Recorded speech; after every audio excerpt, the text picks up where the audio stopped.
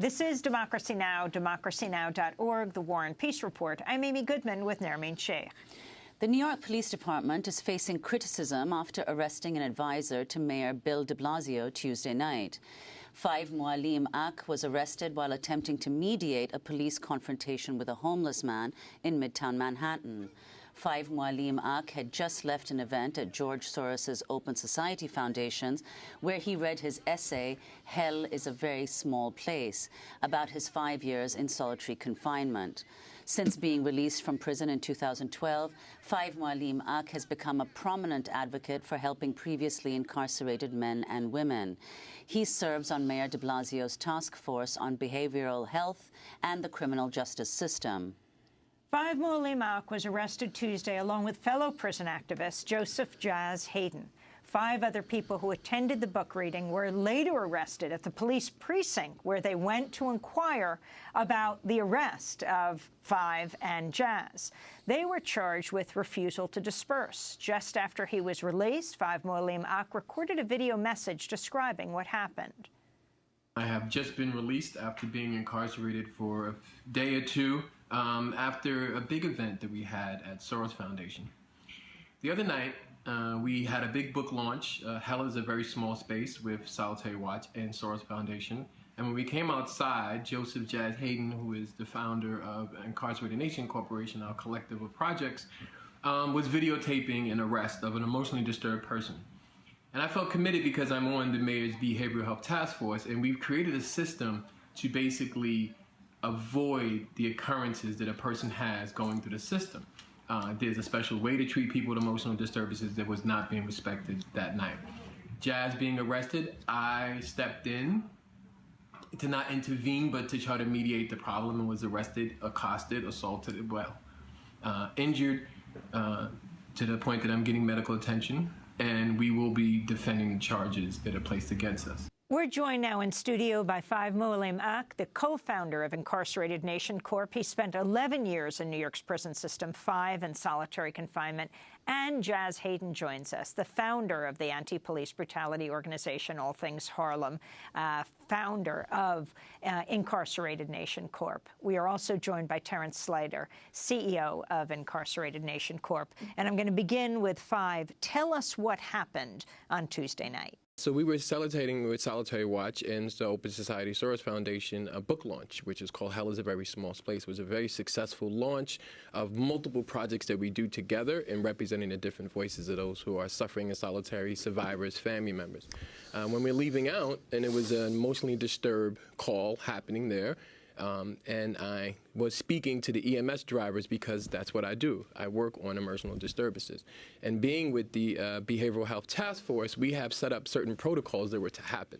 So speaking to the EMS drivers, I understood that they were fully knowledgeable while Jazz was observing. I want to go back to this clip, what they were doing. There's a disturbed man who's simply saying, please leave me alone. I'm not trying to hurt nobody. You can call all that you want to call. I'm not hurting nobody. And so what were you telling the police? Was it just EMS or was it also police? It was also police, but we were just letting them do their job because they were doing their job. They weren't arresting him. They was talking him down, getting him into the ambulance. That's the hardest part, getting them into the ambulance rather than going to jail. Right? And if it takes too long, they're going to end up apprehending him. So the EMS workers being non-threatening, also being able to talk to him, letting them know what they're going to do before they do it, those type of de-escalation techniques is what keeps a person calm and not react towards their actions. So once I understood that, they were fully professionally knowing what they were doing, and the other officers was assisting them. It was a perfectly controlled situation. I was there just watching and monitoring as Jazz was monitoring as well. So, Jazz, you were filming, and tell us what you saw. It started out, you're just filming as Five is talking with the EMS and the disturbed person. You were also encouraging the disturbed person to go in the ambulance. Yes, we came out of Soros, and at that point, the incident was already in progress, right? And so the homeless person was sitting on the ground, and he took off his shirt and flung it, and so he was topless, and he was saying, why? What is all this for? you know.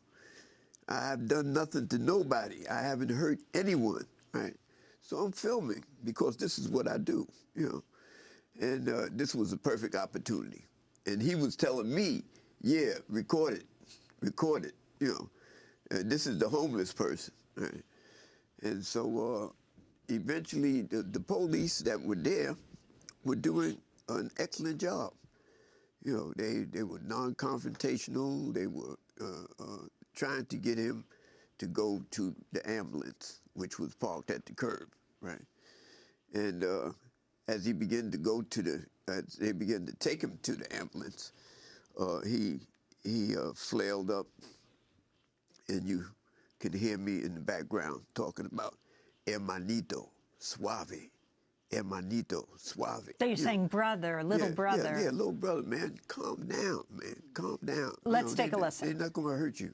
Hermanito, suave, man. Suave, suave. Record. Yeah, I'm recording you. Yeah, suave, man. Suave. That's the video. As you're sort of both shouting and you're videoing. You're calming him. I'm calming him, you know, and trying to achieve the same goals that this police unit is trying to achieve, right? And then all of a sudden, flashing lights come from the left, and this group of policemen jump out their car, and it's a sharp dichotomy of the policing that we were observing and the policing that they brought. You know, they brought this aggressive. Okay, move back. So let's take a listen. Move back. Move back. Sir, move back. Let's go. Everybody move back. You doing all this yelling and screaming, man. Come on, All right, man. move back. So that's the video as they're telling you to move back, move back. Are you moving back? But you are still filming. Yes, but I'm moving back, but I'm still filming. You know, because that's my priority at that time, is to film. And, you know, the Supreme Court and other judicial bodies have said that citizens have a right to film their public servants as they perform their activities, right? So I'm filming. But this guy is becoming more and more aggressive, right? And Not the disturbed man, but the police. no, this new unit of police that showed up. And, He's in the ambulance already, right? The disturbed man. yeah, the disturbed man. So this is all over, except they're pushing you. Yes. I mean, you know, he's cooperating with them, and they put him in the ambulance, right? And He had some friends there who were picking up his things? yeah, I think there was a couple of guys involved in that spot, you know, and they kept coming back into the picture, you know, but I couldn't hear what was going on between them and the police. But this new unit escalated the conflict between the crowd that was observing, and not in any way being aggressive towards the police or in any way, you know, because this unit that was there originally was led by a sergeant. And the sergeant was soft-spoken and, you know, sympathetic. And when this guy came and with his crew, suddenly things became, you know, confrontational. And then you're filming them with Five. And Five, what are you telling this new group now? Right. Well, when they came, they accosted the person who was already going into the ambulance, and he had an injury, which the other man grabbed him up. And then they came over to us about 10, 15 feet away and persisted to push us back. I was still trying to intervene because the incident was over. He was already in the ambulance getting care. Now, after he already had grabbed up the other mentally ill person and put him into the van, his friends were gathering his belongings, but also tried to intervene as well. And I was pushing them out of the way, trying to at least de-escalate the circumstances. Like, he's moving back, you don't have to persistently push. And that's when he hit me with the baton. Well, Five, one of the things that's very striking about what happened that night and the video is how many police officers there were. I mean, not only the police officers who were present initially, but then the second, more aggressive unit that arrived. For one mentally disturbed man, homeless man. In the beginning, like Jazz has said, there was 4 officers and 2 auxiliary officers already doing crowd. It was not a situation that needed to be escalated. I wanted to go back to the videotape. Yo, I'm under arrest. For what? Now you're next to my gun. For what? Get back. Nobody's next to your gun. Nobody's next to your gun. Give me your ID, you're gonna get arrested. Man, yeah. Give me your ID, you're gonna get arrested. Whoa. Wait, I can show my ID, but hold on. Don't take a step back. So they're pushing you back. They have hit you with a baton now? Right. He was already hit Jazz a few times in his abdomen, in his stomach, poking him. I'm still sore in the ribs, you know. And I hear them say something like, you're near my gun. Yeah. I mean, they're and pushing that's when I up got on scared you. because my hands went up at that point because he pushed me and said, you're too close to or near my gun or something in that aspect, basing an accusation that I was going to grab his gun. So my hands went up immediately when he shoved me back. You're wearing your top hat and a suit? Yes, just coming from an event, actually, yes. And then what happened? Well, then the other officer, who had a racist comment as well, said, oh, you one of them Harless activist niggas, and literally grabbed me up, and that's when I was arrested. And on what grounds? He said he was from Harlem, and he doesn't like activists from Harlem, and that's why he left the Harlem district and moved down to Manhattan North, because we don't do that down here. We're not allowing that. After that point, I know I'm going to jail. There's nothing else to say. I wanted to make sure that Jazz was okay. But on what grounds were they arresting you? They said I was obstructing governmental procedures, resisting arrest, being arrested, resisting arrest, disorderly conduct, and a slew of other frivolous charges. And Jazz, what did they tell you? And did they take your camera? No, they didn't take my camera. That's your cell phone. Yeah, I passed that on to a young lady that was there. Because everyone had just come out of the Soros Foundation event. Yeah. So they were all watching. Yeah. They was trying to get my camera, but I was holding it out here, and the young lady grabbed it, and that was the end of that, you know, the camera. So where were you taken, and why were you held overnight? They held us overnight because they literally told us when we came into the precinct, one of the first things that they said was, yeah, you're not going nowhere because we don't want you. They still literally said, we can let you go with a summons, but we're not. Yeah. Yes, literally.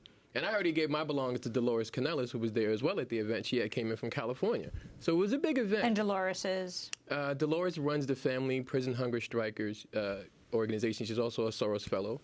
And she does a lot of organizing and literally reduced the amount of solitary in California. An amazing activist, mom, and leader in this movement. And she was there as well, as amongst many other people as well. And Terrence Slater, you were there that evening too. Absolutely. And what happened to you? Well, as a result of the incident that took place with Jazz and Five, me and 4 other individuals said, yo, let's go to the precinct and find out what's going on, because nobody knew what they were being charged with. So when we get there, I'm on the phone, and I go in the precinct, so they tell me I can't use the phone in there. So I'm like, all right, so I'm calling a bunch of people that I know. Listen, we need some lawyers. We need to try to find out what's going on with the brothers. So as I do that, I'm coming in, and I walk in, they said, yeah, him too, and we all get arrested. So we don't even find out why we're arrested. We're all standing there, we're all cuffed. We don't know what's going on. But one thing in particular, I do remember they was always trying to find out what's going on with these phones. They're like, yo, where the cameras, where the cameras? So But you went into Manhattan North to say what's happened with them, and you all have your cameras. Absolutely. And they arrest you, or they give you a summons. No, they arrested us. We were standing there cuffed for some time. And after we were roughed up and placed in the cuffs, the lieutenant was just basically saying, yeah, we have to go through this process. Y'all going to end up getting a summons in lieu of arrest.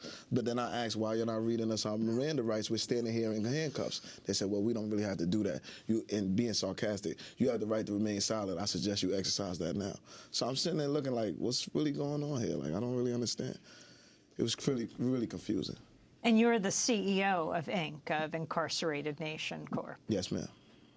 So then what happened? Well, as we're sitting there, we see Jazz, we see Five. So we ask, what are y'all being charged with? They don't know at the time. We don't know what this is going to be on the summons. So it's just an area where nobody knows what's going on. They're doing a lot of work on the computers. They're fingerprinting Jazz, they're fingerprinting Five, and we still don't know what's going on. So after everything was said and done, we come out. And we all link up and we trying to find out what was the next step, what's the best course of action now. Because they let us know Jazz and Five's not going anywhere. How did they try to get your phones? Well, actually what they was doing, it was because when the next band of officers pulled up, they just came and they was just trying to be, I don't know, like over aggressive.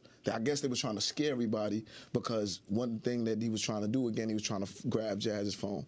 He was trying to see what was going on with me because they seen that I was filming as well.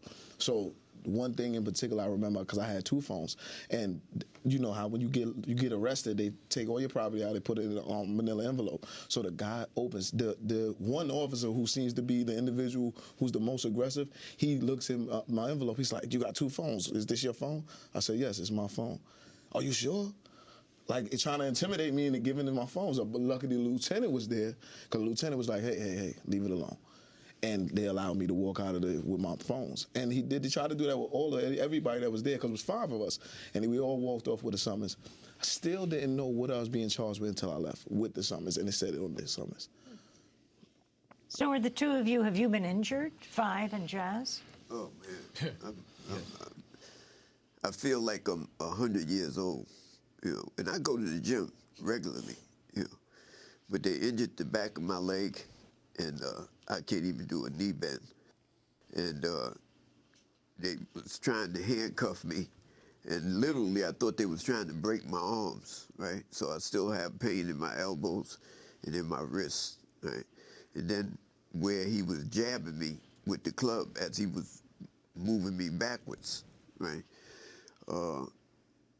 He tapped me there 3 times, and you know I thought maybe I had a fractured rib, and this is why me and 5 ended up going back to the hospital, you know, to get X-rays to see how much damage was done.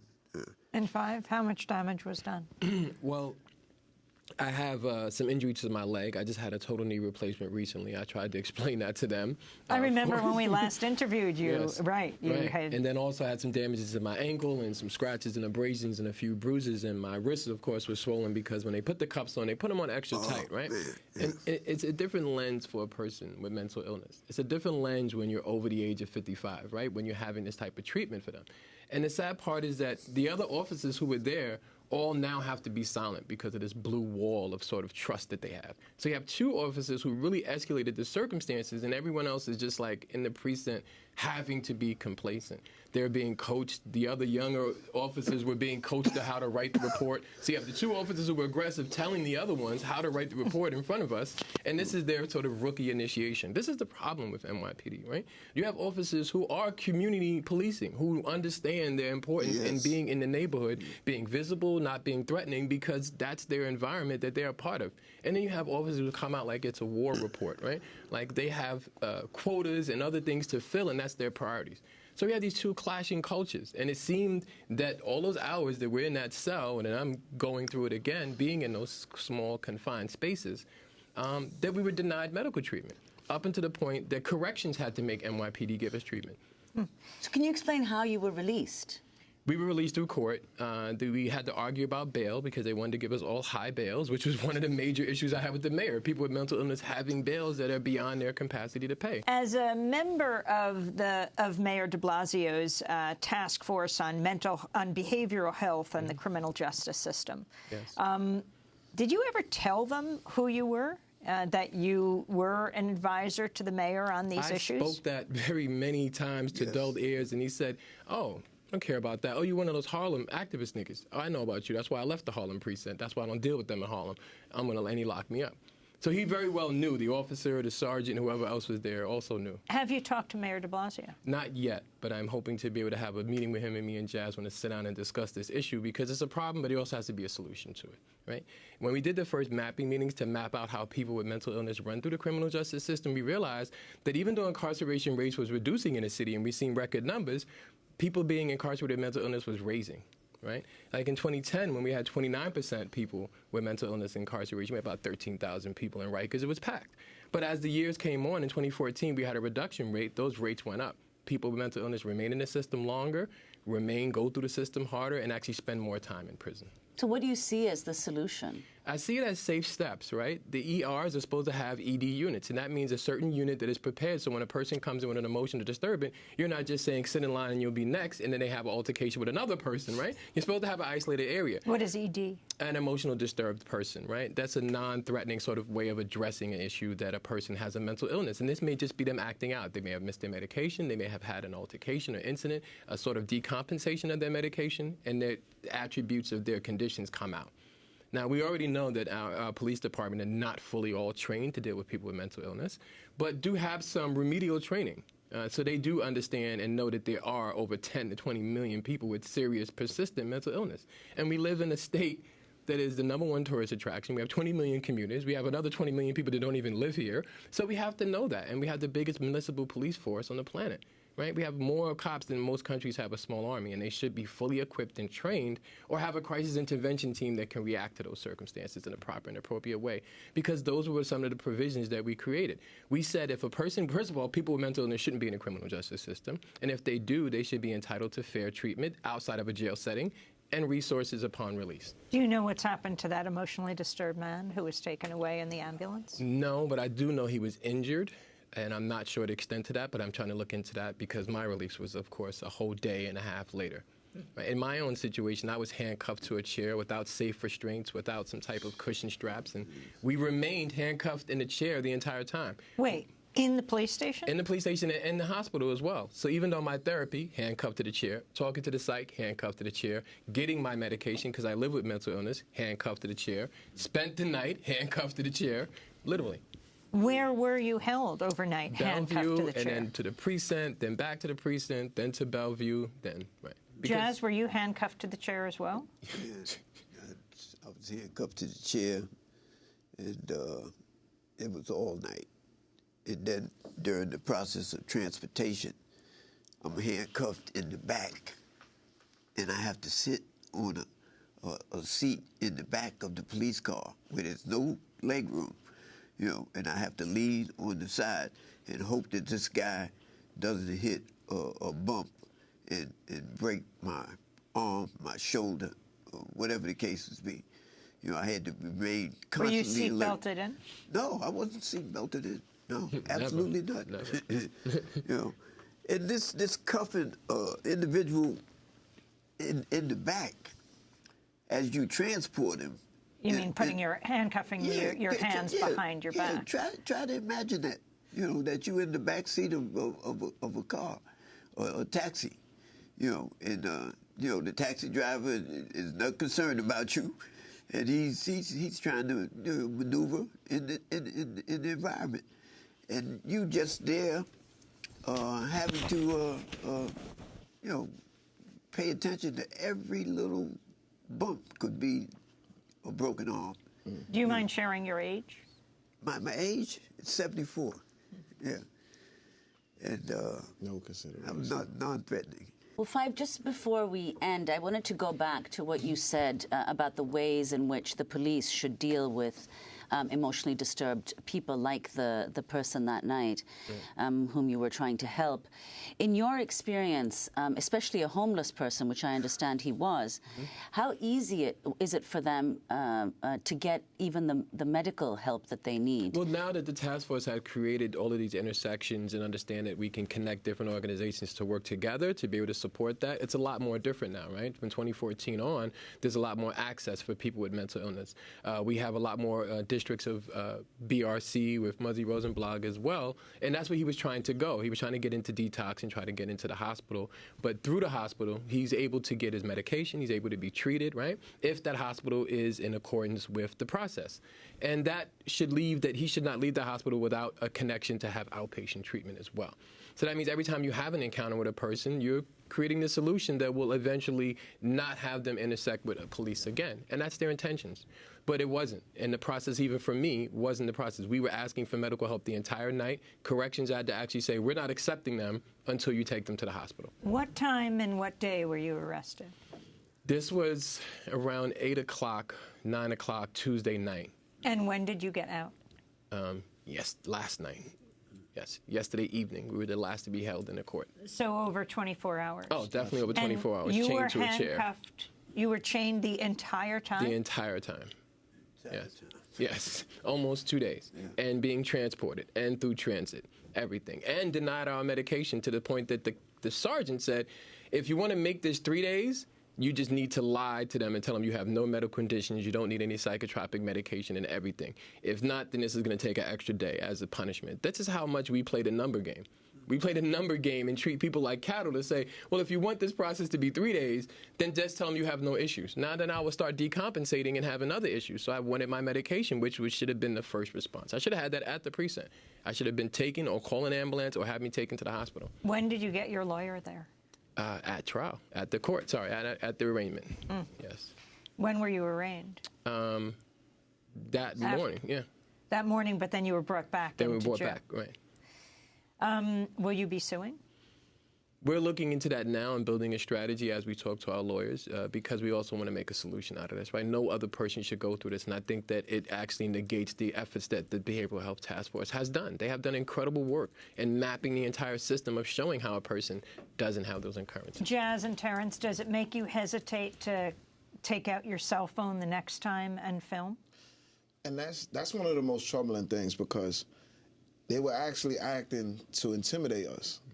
Again, like it really wasn't too much, fuss about it. But us going to the precinct to check on the brothers, they actually cuffed us pretty hard. We actually had bruises on our wrists. Actually, I have injuries to my shoulder, and I expressed that to them. But the guy made no hesitation to try to push my arm up a little further.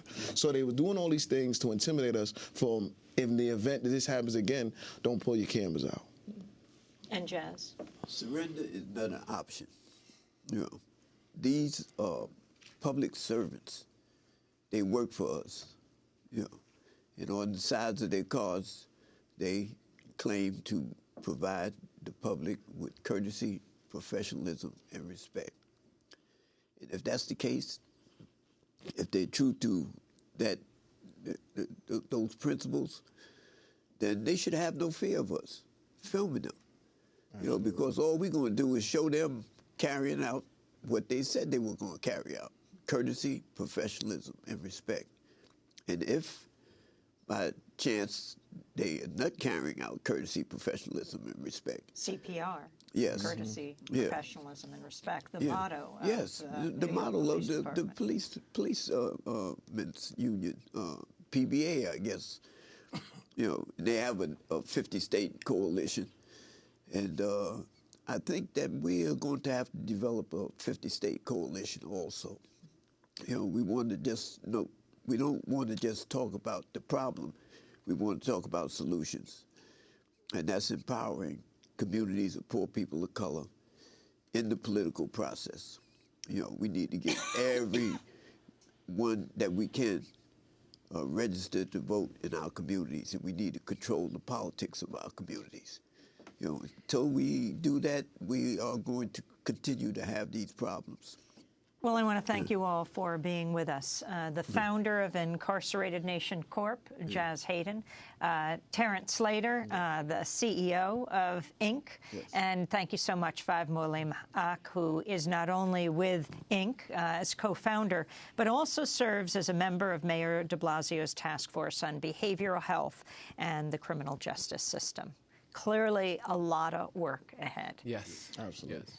This is Democracy Now! I'm Amy Goodman with Nermeen Sheikh.